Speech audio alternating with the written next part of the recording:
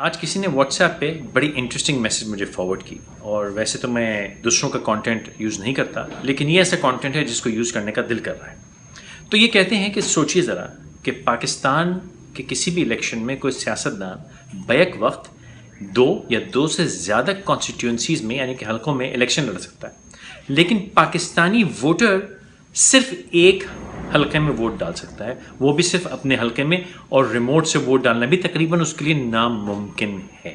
اگر کوئی شخص جیل میں ہو تو وہ ووٹ نہیں ڈال سکتا، لیکن پاکستان کے سیاستدان جیل میں بیٹھ کے الیکشن لڑ سکتے ہیں۔ اور حالیہ واقعہ یہ بھی ہے کہ کراچی نے ایک ایسا میئر الیکٹ کیا جو کہ جیل میں تھا، اور اس نے جیل میں سے کراچی کی حکومت کو چلایا۔ ایک پاکستانی اگر کبھی جیل گیا ہو تو وہ کوئی بھی سرکاری نوکری نہیں کر سکتا، بلکہ سرکاری کے تقریباً پرائیویٹ نوکری بھی نہیں کر پائے گا۔ لیکن سیاستدان چاہے کتنی بار جیل گئے ہوں، گھنونے سے گھنونے جرم کے لیے گئے ہوں، وہ نہ صرف الیکشن لڑ سکتے ہیں بلکہ MNA، MPA، صدر، وزیر اعظم، سینیٹر، چیئرمین سینٹ، کچھ بھی لگ سکتے ہیں۔ سرکاری نوکری میں اگر آپ نے جمعدار کی نوکری کرنی ہو، یا بالکل -1 گریڈ کی نوکری بھی اگر آپ نے گورنمنٹ میں اپلائی کرنی ہو، تو آپ کی کچھ نہ کچھ تعلیم ہونی چاہیے۔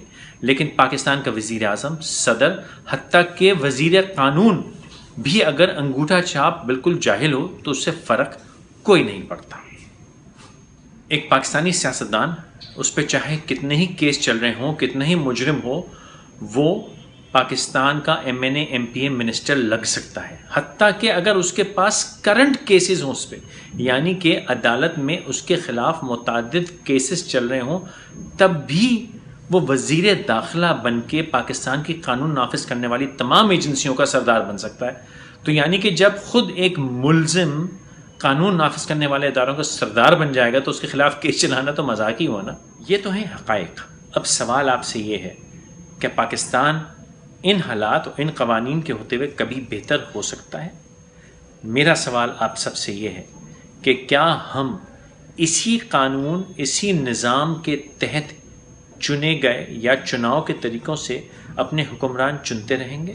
اور اگر یہی کرتے رہے تو کیا آپ سمجھتے ہیں کبھی بھی پاکستان، پاکستانی اور آنے والی نسلوں کے لیے کوئی امید ہے؟